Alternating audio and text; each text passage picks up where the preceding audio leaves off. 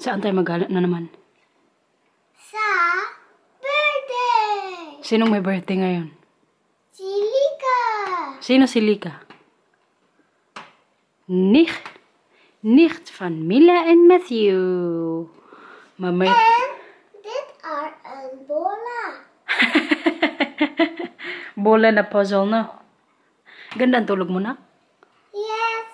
Good job. Kain guys, happy Sunday! Ma-birthday nga po kami today. Kaya naman nakarang araw nag-birthday yung ni Marcel pamangkin. So pinsan nila Mila tsaka Matthew, second cousin. Maar ben je van de vrij? Opo, walang work si mama. Maar elke dag niet? May work si mama na kailangan natin bumila. Morgen? Bukas may work. Bakit? Gusto mo si mama sa bahay lang? Ha? Ja, want ik vraag dat gewoon. Oh. Parang gusto ni Mila na full-time lang ako sa bahay, guys. Minsan kasi alam niyo, pagpapasok po ako sa work, mag-iyak pa to siya. Maglanat. Si Matthew parang never good yun. Nagaganon sa akin. Na maglanat yung mag-iyak nga po kapag mag-alis ako. Ito siya. Very to siya sa akin. Clingy. Mag-almusal po pala kami ngayon ni Mila. Kaya magpunta nga sa birthday. Mag-ready ako, guys. Magkanin po ako kay mama. Pagdating namin doon, cake, kape, usap-usap. Ganun lang po yung birthdayan dito. So sabi ko, magkanin ako. Kaya may tira pa pong ulam. Nag-steak kami kagabi. May tira pa. Pasarap po sa air fry ko yung luto. Tumatawag si Tita Mading. Nanay, tumatawag. Time management na naman tayo ngayon, guys! Kita nyo to? Kadami po mga labahan. Nandito din po kasi yung cover ng bed ni Mila tsaka Matthew. Kaya change po namin ni Marcel ng mga nakarang araw. Ako yung sa bed ni Mila ko yung nag-change. Kaya medyo hindi yun siya mabigat. Yung kay Matthew talaga kay kalaki po ng niya. Bed. So si Marcel magbot-bot doon. Ayan o. Pero kayong mga decolor lang muna siguro yung ko ngayon. Labhan. Kaya mag-aalis na po kami mamaya. Tinanong ko si Marcel kung anong oras. Akala ko nalabhan na to. Di pa nga tumadumi. Pasaway si Mila, nilagay kagad dito. Oh. Yung pantalo niya, wala pa kung kadumi-dumi. Minsan po kasi twice ko to sa kanila pinapasuot. Yung mga damit nila na pinapasok sa school. Wala po kasi yan silang uniform dito, guys. Nilagay ko niya kagad. Hindi ko yan labhan, kaya di pa masyadong madumi. Baka mag-fade din kasi yung kulay. Pero kayon nga, kailangan na naman natin ng time management today. Kaya sa dami po ng labahan, may ganap na kami magpunta sa birthday ng pamangkin ni Marcel. Pero kaya gusto ko din pong makapaglaba. Magsalang ako ng isang salang lang to, tapos bukas na lang yung iba. Pagkatapos ko din mag-work. Kaya nagbalik trabaho na nga po tayo. Busy na naman ang buhay natin, guys. May mga absent na naman po ako kay wala, hindi po talaga kinakaya ng powers natin, no. Yung iba nga sabi, deserve mo din magpahinga minsan kay busy ka. Busy po talaga, guys. Promise. Makapagod kung iisipin lang. Pero okay na din. At least nagagawa ko din yung mga responsibilidad pa natin dito sa bahay, no? Mga bata, si Marcel, linis-linis sa bahay. Kailangan din natin yan sa buhay. Magpakitang gilas. Tsaka wala din po naman kasing ibang gagawa nito kundi ako lang. Kaninang umaga nga, nagising ako, alam nyo kung anong oras? Mga alas 6 ata yun ng umaga. Medyo maaga pa, pero kay medyo maaga din naman kami kagabi nakatulog. I mean, lalong-lalo na ako, kay kapagod nga po kapon sa store. So, nagising ako ng mga, alas 6 ng umaga. Nag-edit ako, kay tinapos ko po yung video na upload today. Kay kagabi, hindi na talaga kinaya ng powers natin. At tapos kong mag-edit, diretso sa task, kay motopiin ko din. Ilang linggo na yun doon. Kadami ko, wala na nga medyo si Matthew tsaka Mila. Kaya inisip ko kanina, kailangan maaga nga akong magising para magawa ko yung mga bagay-bagay na kailangan kong gawin. Very effective din po kasi talaga yung nakaplano na o naka-set na sa isip ko yung mga kailangan kong gawin. Nakaano na yan, oras-oras. O ito yung una kong gagawin, kasunod neto. Minsan may times po na tamarin din ako pero hindi po yun madalas. Mas madalas yung mga plano ko a day before, nagagawa ko din po. Kaya kailangan din yan, time management. Lalong-lalo na kung may trabaho, may 2 anak, may asawa pa na. Good luck. Kailangan natin maging super nanay. Ito, hindi ko to yan agad. Kaya kung hindi na lang siguro. Iniisip ko kung yung bed cover muna nila mati sa Mila kay kadami din na ito. Pero bukas na lang to kay kailangan dryer din yan. Tama. Ano to? Akala ko mga nalabhan ko na to. Nabuang na guys. Kaya pala si Mila wala nang pantalon na nasusuot kay nandito pa pala. Akala ko nalabhan ko na. Kadami gud na ito dito ba. Hello. May dugo na naman to itong panyo. Hindi ko masyadong ipakita sa inyo kay bawal kay YouTube. Nagdugo na naman po kasi yung ni Mila. Ilong ng mga nakarang araw. Kaya minsan kasi ginaganyan niya yung kamay niya eh. Tapos ngayon may sipon pa. Na. Kawawang ating Mila. Nung mga nakarang araw po kasi yun, pinaliguan ko sila ni Matthew. Tapos, hindi ko napatuyo yung buhok nila kasi summer po dito eh. So pag summer, hindi ko talaga yan hini-hair dryer yung buhok nila. Pag winter lang. Pero kaya nung mga nakarang araw, medyo naglamig-lamig ng konti. Baka nalamigan si Mila, kaya po sinipon. Wow, nga. Kaya nung mga nakarang araw, hindi ko siya nakatulog ng maayos. Tinabihan ko pa sa bed niya. Siguro to. Ayun, dito na lang. Ibahin natin kay delikado. Baka magmantsa. Yung garden ko nga din sa likod tsaka sa unahan, kailangan na namang linisin ng konti. Pero hindi ko pa nilinis kay konti-konti pa lang naman. Baka sa Tuesday, kay day off natin. Okay na siguro yan. Magkatatlong salang good sana ako ngayon. Kung hindi lang kami alis. Pero kay bukas na to, magdalang salang na lang ako. Ikot-ikutin natin itong washing machine. Speaking of washing machine na to dito, parang nagbabalak na to siyang dispose. Kaya minsan mag-error to siya guys. Kaya kinakabahan ako kapag masira kay gastos na naman. Pero kay matagal na rin kasi itong ni Marcel dito washing machine. Kung ilang taon na po siya dito, ganun din to katagal. So 20 years na si Marcel dito, 20 years na din tong washing machine niya dito sa bahay. Ay, Diyos ko. Buti na lang kay washing machine ang maglaban na itong mga cover nga kalalaki pa man din. Agoy, to? Ay, si Marcel, namili na naman ng mga anik-anik. Ayan, may vitamins. Tayo ngayon dito, whole. May nakita akong plastic dito sa taas ng namin, washing machine. Nung mga nakarang araw siguro to, or kahapon, si Marcel, bili ng vitamins na naman namin pag mag-winter na po or pag mag-ulan-ulan na. Kaya nagba-vitamins din po kami, tsaka yung mga bata. Pag natapos na yung summer, ito yung kay Matthew tsaka Mila. Nagre-ready na po yan si Marcel kaya may mga promotions pa. Nag 1+1 siguro kaya bumili po siya. Multivitamins po ni Matthew tsaka Mila. Ito siya guys. Ito siguro yung kay Matthew, yung Minions, yung Paw Patrol kay Mila. Naka-ready lagi ang aming Papa Bear. Mga gamot. May sa ilong, yung spray. Buti na lang bumili si Marcel kaya paubos na din po yung ginagamit ni Mila ngayon. Paracetamol. May sabon na naman. Hand wash. Ayan. Very good ang aking Papa Bear. Namili na naman. Ito pang spray sa sapatos. Dapat kaya dito sa baba eh. Pero kaya dito niya nakit sa taas man. Baba ko na lang din siguro to. Nakaligo din guys. Mag-alis kami mga alas 11 daw sabi ni Marcel. Ito, 1, 2, 3. Siguro mga alas 4 uwi kami o alas 3. Kaya doon na kami lunch. Pero kaya naka-ready naman ako. Kumain ako kasi kanina, diba, yung ulam steak. Alam ko na kasi mga galawan nila dito, guys. Pag ma-birthday, mag-cake. Actually, may naman mamaya doon, may lunch. Pero kay tinapay, alam nyo naman, Filipina, kailangan may kanin. Minsan kang gano'n ako magganito, yung pag magpunta po kami sa birthday, magkain muna. Kanina lang talaga kagabi kasi, iniisip ko na yung steak na yan, natira. Sabi ko, bukas na lang yan, yung ko breakfast.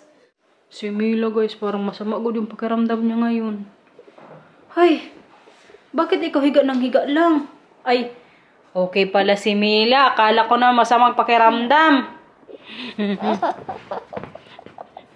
Patatapos ko lang din kasi sprayhan yung ilong niya. Okay na yung sipon mo? Tara, tali ka ng buhok. Kuma. Tsura mo na, kailangan mong talian ng buhok. Talian ko po ngayon si Mila ng buhok. Alam nyo guys, nag-order po ako ng ng mga bagong tali ni Mila. Kaya yung stock niya dito sa bahay, paubos na. Lalong-lalong to sa Sanrio. Minsan nga maawa ko sa kanya, kay masakit po minsan, pero kay very ano din siya, useful sa ganitong buhok niya, manipis lang. Hindi ako makagamit ng medyo makakapal na ano, tali-tali ng buhok. Buti nga naghaba ng buhok niya eh. Matagal nga lang ano, humaba ang tubo. Opo, may mga kasabayan kasi ito siyang bata. Mas mahaba pa yung buhok kaysa sa kanya. Sa hirap po, sa tagal ng ano, tubo ng buhok niya, tapos kanipis pagod. Si kuya nandun pa po sa taas, nagbibihis. Di ba anak? Ito na, italian kita ng buhok. Tirentasan ka ni mama. Para pagdating natin dun, mamaya sabihin ni Lika, wow, nakatirinta si Mila. Kaya ano natin ihati. Ganito ko lang siya. Gusto ko nga siyang i-Aisa din eh. Ano sa tingin nyo guys? Aisa. Ganito na lang. Tingnan. Wow! Muy Mila, war. Kagano ng princess ni mama. Bibilang ko to si Mila ng dress eh. Anong gusto mong dress? Mila? Store. Ha? Store. Anong store? Gusto mo diba ng York na Barbie? Diba? Kasi may ganyan din si Liana. Barbie? Or wala na? Barbie. Si Barbie? Mayroon din si Liana? No. No? Ikaw lang, no? Pag mag-ano ako guys, sahod. Tapos pag may tira, bilhan ko to siya ng ano, or mag-croningin ako. Sama ko si Inday, kaya madalas si Inday doon eh. Ganda naman ng baby love ni mama. Oh. Look at that everyone. Kung gaano kaganda ang aking princess. Saglit lang na. Kaya hindi pa tatapos. Nagtingin-tingin ako sa TikTok guys kung paano po mag-terintas, mag-ayos-ayos ng buhok sa anak na babae. Kaya si Mila kaganda po na ano, bata. Very independent. Alam niyo, pag wala po ako dito sa bahay, ang ginagawa niya, naglilinis siya. Kaya kagahapon din po, pagdating ko, galing work, nag-ano siya sa akin, nagpunta. Sabi niya, mama, tingnan mo, oh. Inayos ko yung mga sapatos doon. Di ba, anak? Girl na girl talaga to. Inaalagaan si kuya tsaka si papa. Pag wala si mama. A few moments later. Ma-birthday na kami, guys. Yung i-gift lang po namin sa ano ni Marcel pamangkin, cash. Yan kasi binibigay namin para hindi na mag-isip-isip ng ano. What's cash? Ha? What's cash? Cash that we're going to give to Lika. No. Oh, I thought it's cash. No, it's not. What is that, kadobon? Yeah. Ah, gift card pala. Kala ko cash kaya nakalagay sa ano eh. Parang manipis din. How much? 20. 20 euros? Okay. How old is she now? 15? 14? I think 14, eh? Isip-isip pa si Marcel, Diyos ko Lord. I think 40. I also think so, it's 40. May sagutin pala akong tanong ngayon, guys. Yung sa mga nagtatanong po dyan, actually, mga years ago na to, nung start pa akong mag-vlog. Kadami nagtatanong, tapos yung mga previous vlogs ko din nasa Norway kami. Kadami pong nagtanong kung ano daw po yung work nila binan dati before sila mag-start mag-ano, or before sila pension. What's the work of Papa before? A lot of subscribers are curious and also want to know. Well, when he was just starting his career, he worked at accountancy office. Yeah. So in accounting, so it's good with bookkeeping and numbers. That's also where I get my number skill from, I think. And later he became very involved in politics. Politician, guys. And then the city where we lived, where I was born in Asse, he became it's called an alderman. It's that's basically the partner of a mayor. Like So a vice mayor. The mayor basically runs the council of a city. Yeah. And then there's 5, 6, 7 aldermen who each have a portfolio of expertise. So where they run the department of that city. And Papa was the finance the finance Person. expert. Okay. So all the financial decisions for the city of Assen were basically proposed by Papa, and he did that for I think something like 10? 12 12 I years? think around 12 years, Yeah. maybe even a bit longer. And then he applied to become a mayor, and Mayor, and that guys. was successful. So he became a mayor in. Don't mention the city. Oh, It's a little privacy. I don't want them to know. Baka i-search. Hindi ko lang i-mention ang city, guys. So Papa became a mayor in one city here in the Netherlands. And for how long is that? What's that? well, normally a term is 4 years to be a mayor, but during his second term, the province where the city is located was going to reorganize the province structure. Okay. So basically, a province is made out of communities, Yeah. and some provinces, like the one before, had like 30 communities. Yeah. And then they decided to shrink it back to like 10 communities, so 10 bigger ones. So then instead of 30 smaller ones, you have 10 bigger ones. But then you need to melt certain communities together. And in that whole What do you process, mean melt? well, put them together.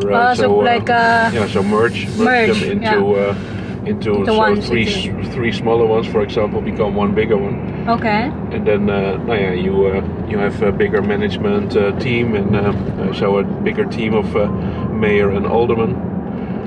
And during that time, Papa really stand up and make a very strong fight for that city and the connecting areas to become one large City. community area, basically. So instead of being swallowed up by the bigger cities around it, who wanted to have Papa City because it was really doing well, managed well, and it had a good finance, had a good budget. Yeah. So it was basically considered a rich area in the province. So all the bigger cities around it wanted to swallow it up and integrate it into their portfolio. But Papa stood up for them, and really fought hard to make it a group of areas and cities to become one together, instead of being eaten up by a bigger city. And really had to fight hard for that. Had to travel many times to The Hague, so the political capital of Netherlands. Yeah. And in the end, he was successful. So then he got the way that he and all the surrounding communities wanted to become one. Yeah. So then they finally became one. Okay, And so in that whole was process, a successful very successful. fight. And in that whole process, basically a mayor who would already be in that area could not be in that same area again, because then they wanted to reshuffle also all the mayors. okay. But then the town and the cities The people. now connected to Papa's old area all said, but this is the mayor who made it happen for us, so we want to keep him on board. And so then they made an exemption. Den Haag had to make the exemption. Okay. And So then The Hague so The Hague is the one to decide. to propose to the Queen at that time, Yeah. who need to become mayors, and then the Queen is actually the one who is going to to name you a mayor. So that's a royal, more or less a royal title. That's why Papa also had the thing, because of the Queen. No, that thing, it's called like a knighthood. Yeah. And Meron kasi knighthood? niyan si Binan, guys. Yeah, so Very that's, special na parang hindi siya pin, pero basta pakita ko sa iyo pag isuot ulit niya ni Papa. so that's a special Queen King Queen marriage. Maxima is the one who did that? No, that's the Elizabeth. mother of the current king. So now we have Koning Alexander, King Queen Alexander. Elizabeth. And before that, we had Queen Beatrix. So that was the mother of this current king. Yung dating queen, guys, siya yung nag-ano sa ano ni Papa, nag-pin, baga, basta. But that pin, that's a really, it's a royal reward to recognize that you had special merit and you had really much more than standard work for your country or for your city or for the people or. And that's that's really like a royal award, and Papa got that because of his successful job to create that big unity of communities within the reshuffle of the whole province. Yeah. Okay. Grabe, guys. That was his recognition. For how long Papa was mayor? Yeah, from that new area, I think Papa was mayor for. I think 14 or 20? No, that was a total mayor career. I think the new province situation he ran it for as a mayor for about 6 years. Okay. And then retired because then he already had way enough years building for his pension. Yeah. So then he retired. 6 years pala naging mayor si Bianan, guys. So 6 years, and before that, for before the reshuffle, I think also something like 2 terms, so 6 to 8 years. Yeah. So I think in total something like 14 years. Maybe. 14 years pala in total yung naging term niya as a mayor. Pero yung nung naging successful nga yung ano niya para mapag-isa yung tatlong yung maliliit na cities, 6 years ata. So sa mga curious po dyan, sa mga nagtatanong, matagal na to nilang gusto malaman. So ngayon na lang si Marcel na mismo yung tinanong ko, kaya siya man ang may alam sa mga ganyan-ganyan. Pero dati pa po talaga alam ko na naging mayor yan si Bianan. So ngayon alam nyo na naging mayor po si Bianan. Si Mama naman, yung Bianan kong babae, wala po yan siya naging trabaho, guys. Kaya magsama-sama yan siya kay Papa. Grabe kaputin natin dito ba? Magsama-sama yan siya kay Papa sa mga travel. Nagpunta yan sila sa Amerika, iba't ibang country, kadami po nilang napuntahang bansa. Talk, babe? When Papa also was a mayor, they also like travel a lot? Yeah, when you're a mayor, you represent companies, people, areas in your province. So with that, they will make business trips to see if they can partner up with companies abroad, and so it's not like for pleasure or something. No, it's like for business. Yeah, but that's really hard work, and to be a mayor and to take your job seriously really is a big job, because I remember when we were growing up, every Friday afternoon the doorbell would ring, and then the administrator of the province would come to our house and bring a pile of documents, sometimes like 40-50 centimeters high. Wow. A huge pile of documents which Papa needed to read throughout the weekend. So every weekend Papa was locked up in his study room, and he was going through all the documents to prepare himself for the next week. And it's a really a very intense job. Yeah. So ayan, guys, mas mabuti na si Marcel po yung nag-explain kay para hindi tayo mamali-mali, no. Ako lang yung nakikita nyo ngayon, kaya alam niyo naman tong asawa ko, hindi po talaga to siya sa camera. At least naririnig nyo yung boses niya. Kaya nagdadrive din po kasi siya, kaya magpunta na tayo sa birthday. Tinanong ko din kasi to si Marcel, guys, nung nakarang araw. Sabi ko sa kanya, is that okay that I will tell also the subscribers to know what Papa's job before? Sabi niya, oo naman. Kaya naman niya ako public figure. It's a public function, so no. But I just don't want them to know the city. Ang city lang hindi ko i-mention sa inyo, guys. You need to do research, guys. Tapos i-clip ko pala dito yung picture ni Papa, guys. Kasi pag mayor po dito, ito makikita nyo yan? Yung kwintas po ni Papa, yan yung suot-suot once na mayor ka dito. Talk, babe, the necklace, the big one. It's an official royal chain. You can only use it when you're a mayor. You can only use it on very official government representation business. Yan yung dito, guys. Or when you represent the king or queen of your country. Okay. That's when you can use it. Or when you, as a mayor, are the chair of very official meetings, or weddings, or ceremonies, and then you wear it. Kita nyo yung mga pictures. It's called a mayor's chain, so it's absolutely not a necklace. Ah, okay. Hindi pala yung necklace. Sabi ko sa inyo eh, buti na lang si Marcel nag-explain kay mali-mali tayo. Pag may nakita po kayo na ganyan sa mga ano dito, mga officials, mayor yan guys. Yung may chain nga sa ano, liig-liig. Not a necklace. No, and the mayor's chain actually in this case is also a really special story. Because may pahabol pa. The one original from the town he was mayor of was made of the logo of only the community there. Yeah. But after Papa was able to create the merging city with all the connecting towns around it to become one large one, they melted the mayor's chain into one that holds all the three basically the weapons, the how do you call that, the symbols. Yeah.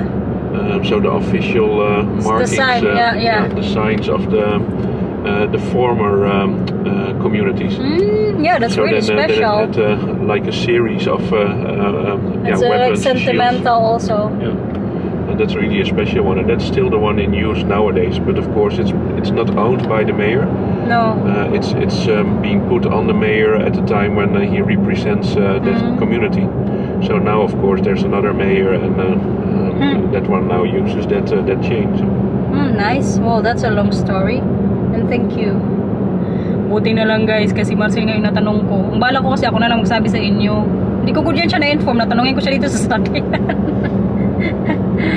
Kaya ngayon po, after ng ilang years na nag-serve si Papa ng bilang mayor, ngayon enjoy din niya po yung pension niya. Kaya nag-stop yan siyang mag-work. I think when Papa stopped working at the age of 60 to? 60 plus? 62 years old guys. Tapos mag 80 years old na ngayon si Bianan. So matagal na rin po talaga niyang na-enjoy yung pension niya. Diba? Ganyan, yan ang kagandahan dito sa Europe eh, kasi nagbe-build ka din ng ganyan na pension for the future. So yan po, sa mga nagtanong dyan, sana mapanood nyo to, sa mga curious dyan. Yan po yung naging work ni Binang lalaki. Si Mama sa bahay lang yan siya, kaysa garden man yan siya. Busy yan siya mag-arrange ng mga anik-anik sa bahay, sa mga bata, kay Marcel. 2,000 years later. Natapos ding magpunta dun sa birthday. Magdaan po kami ngayon kala Bianan guys. Dalawin namin, kailang linggo po kaming hindi nakita-kita. Kaganda good ng weather ngayon. Oh, feeling ko si Bianan ngayon nasa garden. Kaya maganda po yung panahon. Yan yung bahay nila guys. Oh. Ayan. Tingnan nyo tong apple ni Bianan guys. Kadami ng bunga. Ayan oh. Hindi ko nila alam na magpunta kami ngayon dito sa kanila unannounced. Buti na lang nandito yung sasakyan nila sa labas. Ibig sabihin nandito po sila sa bahay. Pero kay kadami ding mga bunga. Ito yung gusto ko sa ko sana apple ko na mangyari. Hindi masyadong mataas pero pag namunga grabe kadami. Saan ka magdaan kuya? Diyan sa likod? Na, diyan ka dyan. Baka nandyan si Oma sa garden no? Yeah. May mga nagtanggal-tanggal na nga oh. Bukas yan dyan? Masaya na naman ang Oma kaya nandito si Kuya. Heb de film gezien toch vanmorgen? Of gisteren? Nee, die foto video van Matthew. Toen de eerste keer in het speelzaal. Dat was zo schattig. Dat blijft altijd mijn favoriet. Heb jij die ook gezien? Kijk bij de meid uit. Wat deed je op school? Wat deed je toen mama weg was? Toen deed Geeft niets hè, zeggen joh. En dan jouw bijtje wat zo blij was. Happy sila kay nagdalaw ang mga apo. Garden ni Bianan guys, kaganda na naman. May mga halaman po siya sa akin, bibigay mamaya yung lupina. Sabi ko sa kanya, gusto ko yung halaman na yun, itanim ko din po sa garden. Yung niya, brockman siya. Kaganda ng talaga oh, garden. Sobrang laki nga lang, uy. Katapos maglinis-linis. Tapos itong niya, what plant is this again, mama? zo groot. Kalaki na ko nitong halaman, oh. Monstera? Variegata. Kahirap na i-pronounce, pero kay kalaki na po guys. Malapit na po siya magdating sa may platform nila. ceiling. Tingnan po natin ngayon yung ibibigay na halaman sa akin ni Binan, guys. Kaya mag-uwi na po kami. Sabi niya hindi ko na kalimutan kay tinanggal na po niya dito sa likuran. Saan na ba yun si mama? Mama? Wala man dito, oy. Saan kayo nagpunta? Baka hindi pa nakalabas ng bahay. Nauna lang siguro ako dito. Kasarap ko magtambay dito kapag summer. Kaya kadaming mga bulaklak. Babaya! Ik was aan het zoeken daar. Ik zag hem. Hinahanap niya rin pala ako. Waar is dat lumpina? Yun guys. Hanapin na namin yung inano nga niya. Pinagtatang. Ada isa? Ano ito? Nee. Ja. Di. Ayan. Ja. Wat? Alleen de plastic of de emmer? Ja, dat kan ook die... Plastic toch? Of het staat heel veel zand, dan wordt die auto ook niet vies. Ja. Dan doe ik deze terug. Of heb je deze nodig? Ja, die gebruik ik alles voor. Oh, dan neem ik zo. En mag ik dan nog wel daar eerst in meenemen? Ja, dat kan ook. Ik denk dat het beste is om het meeste groen eraf te halen. Oké. Ja. Kijk, doe we er maar in, dan blijft het op. Weet je, ik heb wel Deze is goed toch? Ik heb wel een... Ayan guys. die, Tapos andun pa kay Biyanan. Tanim ko to sa likor. Maganda kasi itong lupina. Wat zei je? Deze is wat schoner. Doe hier maar in. Deze, oh. Ja? Deze is wat schoner. Die? Okay. Tsura natin.